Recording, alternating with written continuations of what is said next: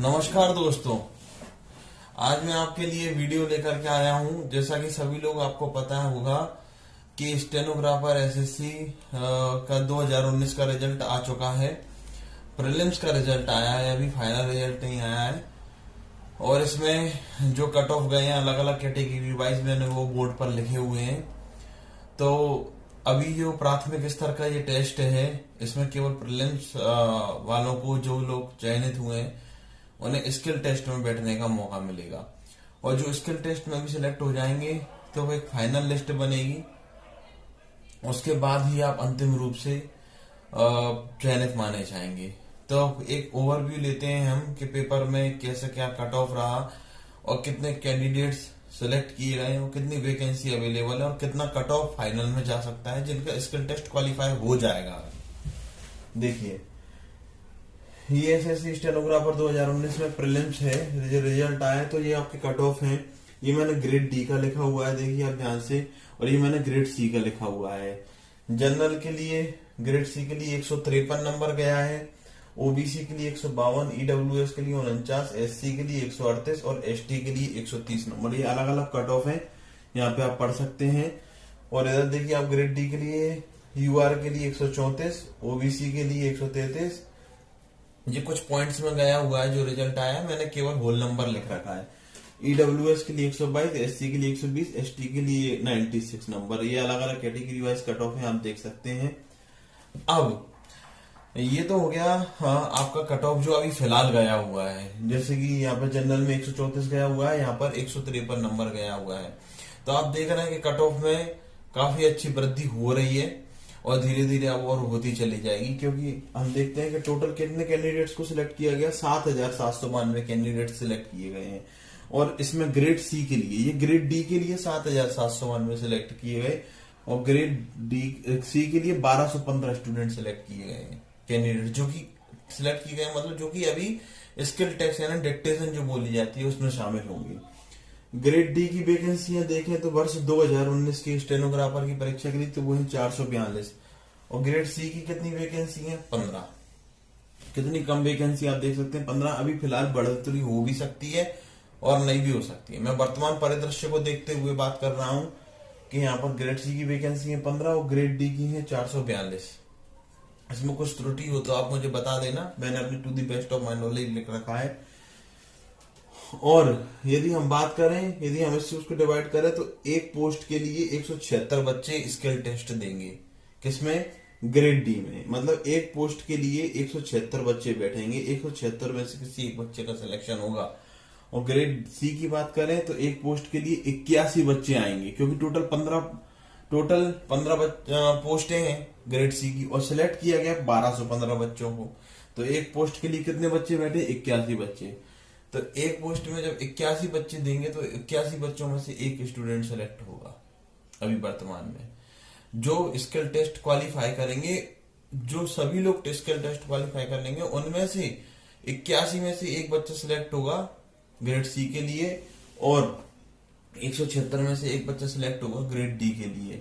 तो अब जब जो व्यक्ति एसएससी स्किल टेस्ट क्वालिफाई कर लेंगे उनका फाइनल कट ऑफ कितना बनेगा, ये आप खुद ही इस बात से पता लगा सकते हैं कि अभी वैकेंसी का परिदृश्य क्या है और कितना फाइनल कट ऑफ जाएगा।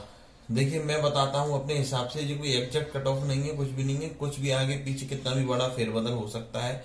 केवल मैं अपने हिसाब से बता रहा हूं। तो जैसे कि जनरल का 134 नंबर गया हुआ है अभी कट ऑफ, तो ये करीबन 145 से 150 नंबर जा सकता है अभी वैकेंसी यदि इतनी ही रहती है तो 145 से 50 नंबर सेलेक्ट कट ऑफ जाएगा फाइनल एग्जाम में, फाइनल जब आपका रिजल्ट आएगा। क्योंकि अभी 134 है, ये मैं अंदाजे से बता रहा हूँ। हो सकता है 140 ही जाए और आगे वैकेंसी बढ़ जाए, हो सकता है 155 भी हो जाए। केवल मैं अपने अंदाजे से बता रहा हूँ कि 145 और 150 नंबर, 150 ही आप मान लीजिए, 10-15 नंबर ऊपर मान लीजिए, ग्रेड डी का कट ऑफ जाएगा। अभी इसी प्रकार ग्रेड सी की बात करें तो देखिए, ग्रेड सी में तो वैसे भी 15 ही पोस्टें हैं और 153 वैसे भी कट ऑफ है, तो आप इसका 170 से 175 मान सकते हैं। जिनके 170 से 175 या और ज्यादा ही मान के चले आप ग्रेड सी में तो नंबर होंगे, उनका ही ग्रेड सी में चयन हो पाएगा। तो ग्रेड सी का तो बहुत हाई कट ऑफ जाने वाला है इस बार इसमें कोई संदेह नहीं होना चाहिए। 15 वैकेंसी के अकॉर्डिंग वो और ही ज्यादा जाएगा, मैं तो कह रहा हूँ 175 से भी ऊपर चला जाए तो कोई बहुत बड़ी बात नहीं है, क्योंकि 153 तो अभी इनिशियल कट ऑफ ही गया हुआ है। तो मैंने आपको बता दिया, अब आप देख लीजिए अपने अपने हिसाब से कि कैसे तैयारी करनी है। आप मेरे कट ऑफ पे बताए हुए बिल्कुल नहीं चाहिए। जिनका चयन हो गया है और जिनके 10 नंबर भी ऊपर हैं कट ऑफ मार्क्स से, या मैं कह रहा हूँ 5-6 नंबर भी ऊपर है, वो भी स्किल टेस्ट की तैयारी कर सकते हैं। मैं आगे आपको बताता हूँ कि और कौन कौन स्टूडेंट दोनों की तैयारी करें, कौन केवल मेंस की तैयारी करे स्किल टेस्ट की मतलब, और कौन केवल प्री की तैयारी करे। देखिए जिनका प्रीलिम्स में हो गया है वो क्या करते हैं। देखिए जिनका प्रीलिम्स में हो गया वो दो तरह के स्टूडेंट होंगे, या तो जिनके बाउंड्री पे मार्क्स होंगे या बाउंड्री से 10-15 नंबर ज्यादा होंगे। जिनके बाउंड्री पर ही मार्क्स हैं, मैं ये कहना चाहूंगा जिनकी बाउंड्री पर ही मतलब जनरल है तो 134 है, ओबीसी है तो 133 है, एससी है तो 120 है, यदि बिल्कुल बाउंड्री पर मार्क्स हैं तो आप स्किल टेस्ट की तैयारी ना करके अगले वर्ष की तैयारी करना, ये मेरा रिकमेंडेशन है। बाद बाकी आपकी मर्जी है, मैं केवल अपना सिफारिश बता रहा हूँ, आपके ऐसा कर सकते हैं, मैं ऐसे सजेस्ट कर सकता हूँ आपको और सुझाव दे सकता हूँ अपने। तो जिनके प्रीलिम्स में मान के चलो मैं हो तो क्या करना चाहिए उनको, कि उनको जो व्यक्ति बॉर्डर पे नंबर है जिसके, चाहे ग्रेड सी हो, जैसे कोई व्यक्ति 153 लेकर के आया है और वो सोचे कि मेरा ग्रेड सी पे हो जाएगा, तो बहुत ही मुश्किल है उसका सिलेक्शन हो पाना।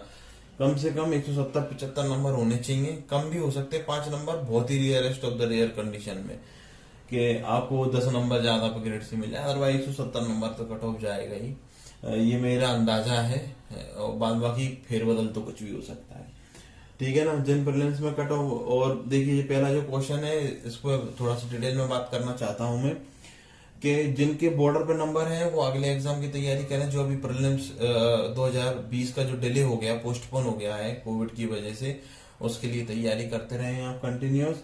और जिनके 5 नंबर ऊपर हैं, सॉरी जिनके 10 नंबर ऊपर हैं, जिनके कम से कम कट ऑफ से 10 नंबर, जिन्होंने आंसर की से मैच किया, उन्हें पता चला कि मेरे 145 नंबर आ रहे हैं, तो वो क्या करें, वो लोग वो मेंस की तैयारी भी करें और 2020 के प्री की तैयारी भी करें, वो दोनों की तैयारी करें। जिनके 145 नंबर आ रहे हैं वो दोनों की तैयारी करें, और जिनके 150 से ऊपर मार्क्स हैं, जिनके 150 से ऊपर मार्क्स हैं, जैसे कि 155 है, 154 है, 153 है, वो 100% स्किल की तैयारी करें और प्योरली स्किल की तैयारी करें, क्योंकि आपका एक बार प्री निकल चुका है। तो सबसे पहले हमारा उद्देश्य होना चाहिए जो हमारे हाथ में है हम उसे करें। जब आप जब आपकी मेंस की तैयारी अच्छे से हो जाए, तभी आप प्री के बारे में बाद में सोचें। आप चाहें तो 1-2 घंटे पढ़ सकते हैं, जिनने फॉर्म भरा है वो भी पढ़ें, 1-2 घंटे तो पढ़ें क्योंकि पेपर है आपका, लेकिन उनका काफी हद तक फोकस केवल स्किल टेस्ट पे होना चाहिए। जिनकी 150 से ऊपर नंबर है उनका फोकस अधिकतर स्किल टेस्ट पे, लेकिन प्री की तैयारी भी आप करते हैं। मैं तो दोनों को, सभी लोगों को सलाह दूंगा जिनका सिलेक्शन हुआ है मतलब अभी प्रीलिम्स में, वो दोनों की तैयारी करें। बस अपने नंबर देख लें, जिसके ज्यादा नंबर है कट ऑफ से बहुत ज्यादा 15-20 नंबर तक जाना है।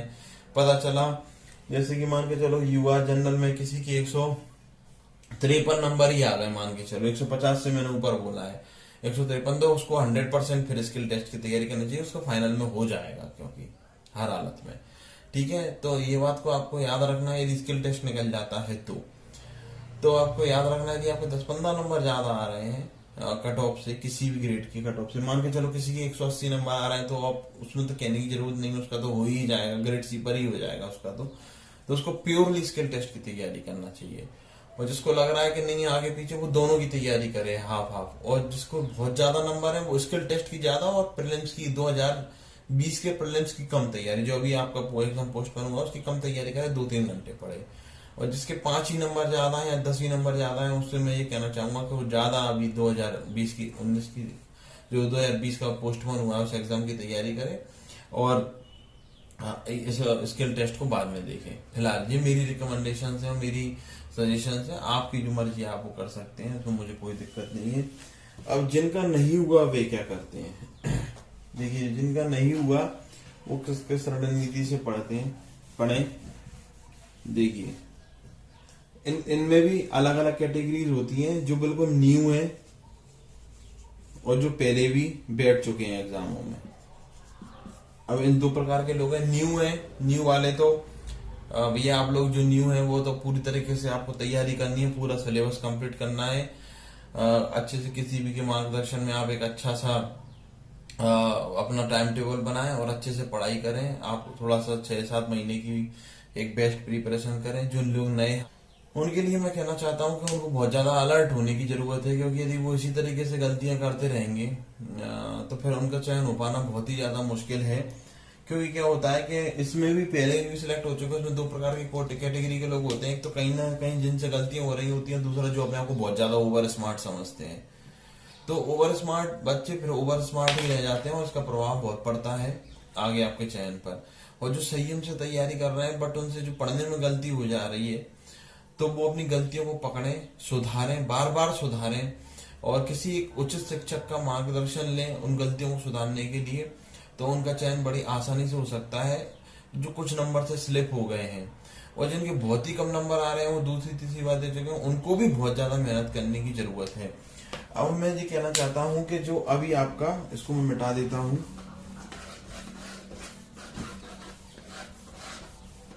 देखिए, मैं आप सभी लोगों से यही कहना चाहता हूं कि आपको मेहनत तो अब के सिनेरियो को देखते हुए देखिए बहुत ज्यादा करनी पड़ेगी। और इसमें ऐसी कोई बात नहीं है नेगेटिव होने की या किसी बात से परेशान होने की, क्योंकि आपको ये बात इसलिए बताई जाती है क्योंकि आप जिससे कि सिनेरियो को समझ सके। और यदि आप 4 इडियम्स कम याद कर रहे हैं तो 4 इडियम्स आप ज्यादा याद करें। यदि 4 आप एंटोसिनो कम याद कर रहे हैं, 4 एंटोसिनो ज्यादा याद कर रहे हैं, इस बात को ध्यान में रखते हुए कि हाँ यार मुझे बहुत अच्छे नंबर लाने पड़ेंगे और तभी मेरा चयन हो पाएगा। आप ज्यादा एफर्ट लगाएं पढ़ाई के लिए। रीजनिंग में भी यदि आप 2 टॉपिक छोड़ करके जा रहे हैं समय अभाव के कारण या आलस के कारण, तो आप उनको ज्यादा से ज्यादा कर सकें। ये केवल वही बच्चे कर पाएंगे जो अति सीरियस हैं अपनी पढ़ाई को लेकर के। देखिए, जो बच्चे आलस में रहते हैं या ध्यान नहीं देते या ऐसे ही एंजॉय करते रहते हैं अभी के समय पर, मैं नहीं मानता कि वो बहुत ज्यादा सक्सेसफुल हो पाते हैं। बहुत ही, अब बात तो सभी जगह मिल जाते हैं, बहुत से लोग मैंने सुना मजे करते हुए भी सिलेक्ट हो जाते हैं, इसमें भी कोई बहुत बड़ी बात नहीं है, ऐसा होता भी है। बट मैं एक ओवरऑल व्यू की बात कर रहा हूँ, जनरलाइज्ड फॉर्म में बात कर रहा हूँ। यदि आपको चयनित होना है तो आपको बहुत ज्यादा मेहनत करनी पड़ेगी। जो अब बात करते हैं जिनका 2019 जो लोग सिलेक्ट हो चुके हैं अभी फिलहाल में, मैंने उनके लिए बता दिया जिनके कट ऑफ से 15 से 20 नंबर ज्यादा है, 10 भी नहीं 15 से 20 नंबर, वो प्योरली स्किल टेस्ट की तैयारी करें 1-2 घंटे। जिन्होंने 2020 का जो फॉर्म भर रखा है, 2020 का जिन्होंने फॉर्म भर रखा है उसकी तैयारी करें। उसके बाद जो लोगों के 5 नंबर ही ज्यादा है कट ऑफ से अभी जिनका चयन हुआ है, वो लोग अभी दोबारा से प्री की तैयारी करें। जो आपके 2020 का जो प्री हुआ है होने वाला है, जो अभी पोस्टपोन हुआ है, स्टेनोग्राफर 2020 का जो एग्जाम पोस्टपोन हुआ है, वो आपके लिए एक बहुत ही अच्छा मौका मिला है उस समय आपके लिए और तैयारी करने का। तो आप अभी प्रॉपर गाइडेंस में पढ़िए, बहुत से ज्यादा सेट पेपर लगाइए और बहुत ज्यादा आपको मेहनत करने की जरूरत है। कम से कम आपको अभी 10 घंटे पढ़ना पड़ेगा और आपकी पकड़, आपके बेसिक्स बहुत ज्यादा अच्छे होने चाहिए इस एग्जाम में अच्छा स्कोर करने के लिए। बाद बाकी तो मैं इसमें समझा ही चुका हूँ कि स्थिति क्या है। अब आप इतने समझदार हैं कि देख के समझ ही गए होंगे कि आपको कितना पढ़ना पड़ेगा। तो 10 घंटे से वो लोग रोज पढ़ाई करें, बहुत मेहनत करें। और दूसरी बार मैं रीजनिंग की वीडियो भी डालता हूँ तो मैं देखता हूँ कि उसमें बहुत ही कम व्यूज आते हैं, तो मुझे मोटिवेशन कहीं ना कहीं नहीं मिल रहा। मुझे ऐसा लगता नहीं कि लोग पढ़ने में इंटरेस्टेड है। वो कुछ चयनित छात्र ही होते हैं जो पढ़ते रहते हैं, बाद बाकी नहीं पढ़ना चाहते हैं, तो कोई दिक्कत नहीं है। मैंने और भी बहुत सारी वीडियो डाल रखी रीजनिंग की, बिल्कुल बेसिक से कवर कर रखा है, बट लोग जनरली देखना पसंद नहीं करते हैं। तो मैं उनसे रिक्वेस्ट करना चाहता हूँ कि यदि उन्होंने जो लोग नए जुड़े हैं वो जा करके मेरी रीजनिंग की वीडियो देखें। मैंने काफी वीडियो अपलोड कर रखी है, चाहे वो कथन और निष्कर्ष हो रीजनिंग में, क्योंकि रीजनिंग जो व्यक्ति नहीं पढ़ेगा वो बड़ी समस्या में आने वाला है। मैं आपको एक और यहाँ पर नई बात बताना चाहता हूँ कि किसी ने कमेंट्स पर यूट्यूब में कमेंट करके पूछा था कि सर ऐसा कैसे हो सकता है कि स्टूडेंट्स के 2 बार सिलेक्शन हो जाए और ना हो पाए और अगली बार ना हो पाए। मैं तो आपसे ही मैडम इतना कहना चाहता हूँ, जिन्होंने भी पूछा था, सर जिसने भी पूछा था, मैं क्वेश्चन इतना कहना चाहता हूँ कि देखिए प्रतियोगी परीक्षाओं में कोई भी हार्ड एंड फास्ट रूल कभी भी नहीं होता है कि ऐसा हो गया तो ऐसा नहीं हो सकता। यहाँ तो सब कुछ हो सकता है, इस दुनिया में कुछ भी हो सकता है।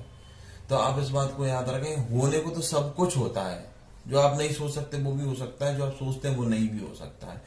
तो जो बच्चे वो कहते हैं कि जिन्होंने 3-3 बार एग्जाम क्वालिफाई कर लिया है, उनका अभी नहीं हो पाए, कोई बहुत बड़ी बात नहीं है, क्योंकि ये चीजें केवल प्रैक्टिस में जब तक आपके पढ़ाई रहती है तभी तक ही आप राजा बन सकते हो। बस इतना याद रखो पढ़ाई है, जैसे ही आपने प्रैक्टिस करना छोड़ दिया सब साफ हो जाता है। सीधी सीधी सी बात है।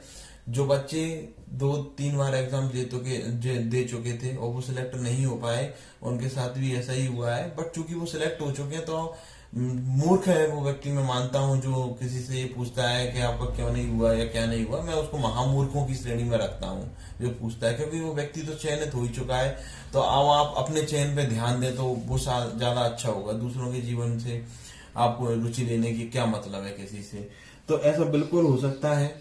जैसे कि मान के चलो कोई व्यक्ति को शौक होता है तो वो जीके पढ़ता रहता है, जीके पढ़ता रहता है, रीजनिंग पढ़ता नहीं है, इंग्लिश पढ़ता नहीं है, और आप उसको पूरे दिन पढ़ते हुए देखते हैं। अब आप कहते हैं ये तो बहुत मेहनत कर रहा है तब भी चयनित नहीं हुआ, तो आप तो मजाक कर रहे हैं मतलब। क्योंकि एक व्यक्ति को जीके के इसको महारथी थोड़ी ना बनना है। अब जीके पे तो लोग एक एक सब्जेक्ट पे पीएचडी करते हैं बहुत से लोग, तो पीएचडी थोड़ी ना करना है आपको, तो एग्जाम निकालना है। और एग्जाम और निकालने के लिए क्या है कि आपके जितने भी सब्जेक्ट है सब में संतुलन होना चाहिए, तभी आप अंतिम रूप से किसी भी एग्जाम में चयन ले सकते हैं। सीधी सीधी सी बात समझ में भी आपको आ रही हो तो आप उस बात को ध्यान से समझिए। अब मान के चलो कोई व्यक्ति 3 बार निकाल लिए, 4 बार निकाल लिए किसी ने एग्जाम, तो अब मान के चलो वो नहीं पढ़ता है या कुछ भी नहीं करता, कोई भी कारण हो, यदि वो प्रैक्टिस नहीं करेगा या उसने करंट अफेयर्स नहीं पढ़े, 1 साल मान के चलो किसी ने पहले पेपर निकाला, उसने करंट अफेयर्स नहीं पढ़ी, उसने साइंस का रिवीजन नहीं किया, हिस्ट्री का नहीं किया, ज्योग्राफी का नहीं किया, वो भूल गया कि कौन सी चीज कहाँ पर है, या रीजनिंग में ट्रिक्स भूल गया, तो कैसे उसका पेपर निकल जाएगा। आप सोचिए ना। पढ़ाई तो जब तक ही प्रैक्टिस में रहती है, जब तक आप रिवीजन करते हैं, जिस दिन आप पढ़ाई छोड़ देंगे सब साफ हो जाएगा। तो कुल मिलाकर के मेरे कहने का मतलब ये कि सब कुछ हो सकता है, केवल मुख्य बात ये है कि आप अपने चयन पे ध्यान दीजिए और पढ़ाई कीजिए, बहुत ज्यादा बेहिचक पढ़ाई कीजिए और पूरा जोर लगा दीजिए अपनी पढ़ाई में। आपके हाथ में केवल मेहनत है, बातें ज्यादा कीजिए मत, केवल पढ़ाई कीजिए और चीजों को सब समझिए। आपको तीनों सब्जेक्ट पे, जीके पे, रीजनिंग पे और इंग्लिश पे आपको ध्यान देना है बहुत ज्यादा। और जो व्यक्ति एक ही सब्जेक्ट पे ध्यान देता रहता है या किसी भी सब्जेक्ट पर नजरअंदाज करता है, वो उसके संग बड़ी समस्या हो जाती है, क्योंकि फिर उसको डिप्रेशन भी आता है, उसका चयन नहीं हो पाता, वो गलती अपनी सुधारना भी नहीं चाहता है। मैंने बहुत से लोगों को देखा है। मैं कई बार बोला कि रीजनिंग पे आप स्पेशली ध्यान दीजिए, क्योंकि पेपर टफ आप रीजनिंग और जीके से होगा। इंग्लिश तो लगभग संतुलन में आती है, कभी कोई चीज कठिन कोई नहीं, लेकिन हाँ इसके लिए प्रैक्टिस आपको लगातार चाहिए। लेकिन आप रीजनिंग पे भी ध्यान दें और जीके, इन दोनों पोर्शनों पे ज्यादा मतलब बराबर संतुलन में लेके चले, तभी आप अंतिम रूप से चयनित हो पाएंगे। नहीं तो आप ऐसे ही वीडियोस देखते रहेंगे, ऐसे ही समय निकलता जाएगा, बस वो कोई मतलब नहीं निकलेगा। तो मेरे कहने का मतलब यही है कि आप थोड़ा पढ़ाई की वीडियो पर भी ध्यान दीजिए। और इस चैनल के माध्यम से काफी लोगों का भी सिलेक्शन भी हुआ है, मुझे बड़ी खुशी हुई है जान करके कि चलो हम लोग मतलब जो स्टडी मटेरियल प्रोवाइड किया जा रहा है या जो भी पढ़ाया जा रहा है वो काफी अच्छी क्वालिटी का है। और एक प्रयास रहता है हमेशा से कुछ अच्छा करने का, तो वो सफल हो पा रहा है। अब उनमें से भी जिन बच्चों के ज्यादा नंबर होंगे जो अभी सिलेक्ट हुए हैं, 10 से 15-20 नंबर ज्यादा, उनका अंतिम चयन हो जाएगा। और आप लोगों से हम उनको रूबरू भी करवाएंगे जिन लोगों का सिलेक्शन हुआ है, और जिससे आपको मोटिवेशन मिल सके। निराश ना होइए, पढ़ाई कीजिए। मिलता हूँ आपसे अगली